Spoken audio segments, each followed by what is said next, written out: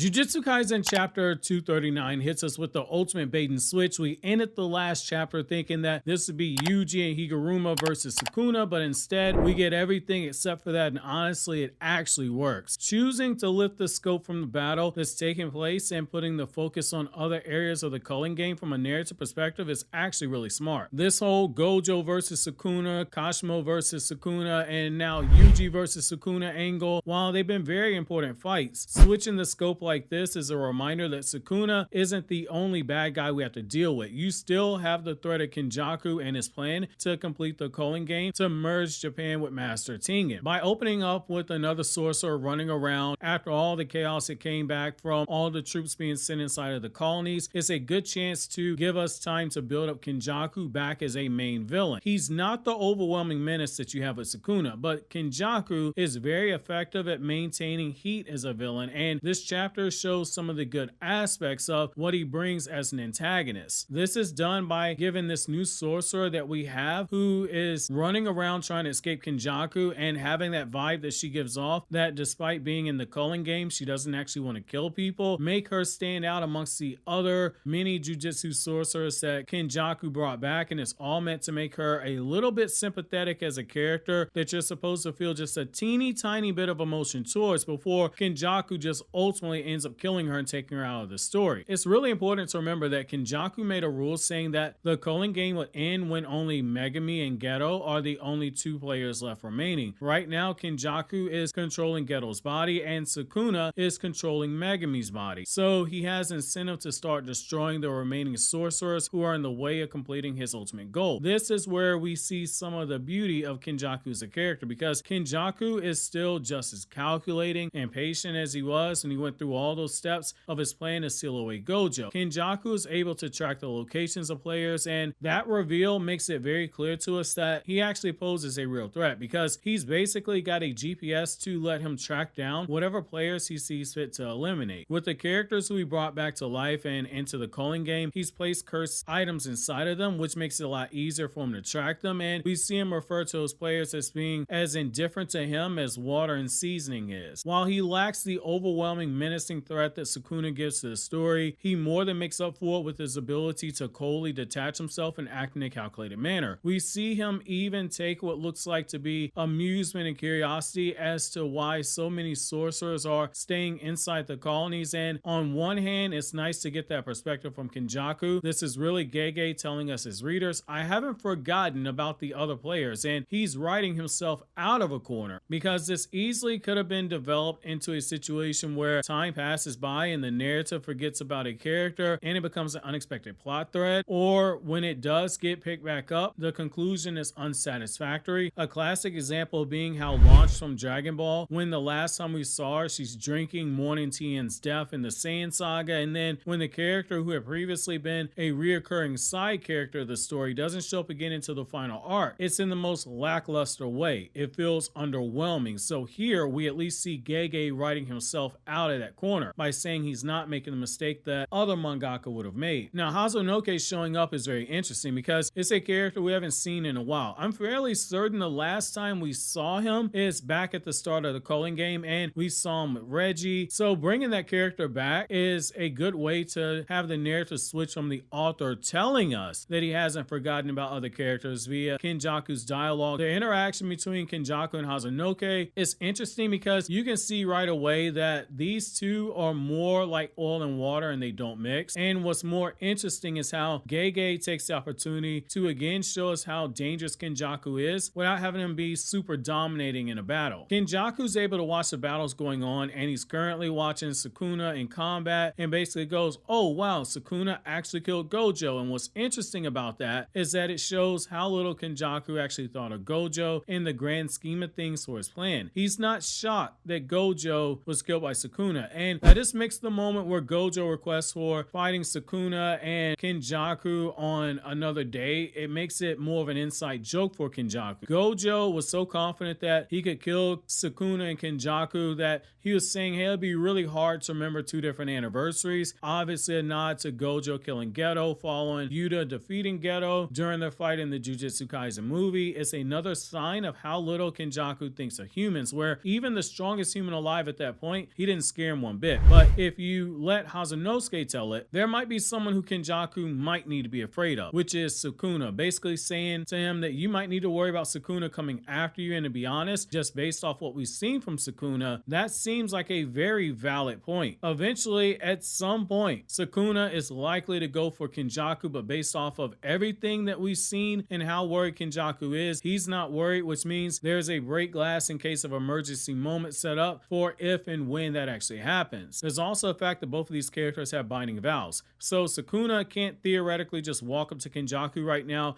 and lop his head off because of the nature of the binding vow. We also learn that there's another reason for Kenjaku not being worried. The way that he's using his barrier, it allows him to keep track of other characters in the barrier, and he's able to see how much cursed energy is in the colony, making it a point to use Yuta as an example, who he refers to as being the number 2 as an example, and that he can share visions with the curses that he's manipulating. Now, what's interesting here is that we might be getting Yuta versus Kenjaku at some point in the story. He called Yuta number 2, likely a reference to Gojo being number 1, and we have that battle of the strongest versus the strongest in Gojo versus Sukuna. So Yuta versus Kenjaku makes sense from that perspective, especially since Kenjaku told Gojo that Yuta would never surpass Gojo, let alone be a threat to him, when Gojo referred to Yuta as being the one who damaged the body that Kenjaku was in before Gojo killed the original owner Geto in Jujutsu Kaisen Volume 0, the movie. This feels like another bridge to get us to that fight, and it would bring those two close to full circle by having Kenjaku do the one thing Geto couldn't do, which is actually kill Yuta and take Rika, the Queen of Curses, from him. Kenjaku at this point makes it a point to go right at Hazanosuke because he's not sure if the guy's stalling for time, and when you have Maki out there, someone who's the equal to Toji Zenin, and she doesn't have cursed energy, you can't really afford to have your attention split. Case in point, how she killed Naoya when he used his domain expansion and couldn't account for her when he was using it. Kenjaku basically says he's not gonna allow Hazanosuke to stall for time just in case someone like Maki is in the shadows, and it's interesting because he's in the process of completing his plan by triggering that binding vow to do the merging of Japan with Master Tengen when the Culling game ends. However, before Kenjaku can get too comfortable, Takaba shows up in the picture and we start to see some of the issues with Kenjaku. He's been planning all of this for 1,000 years,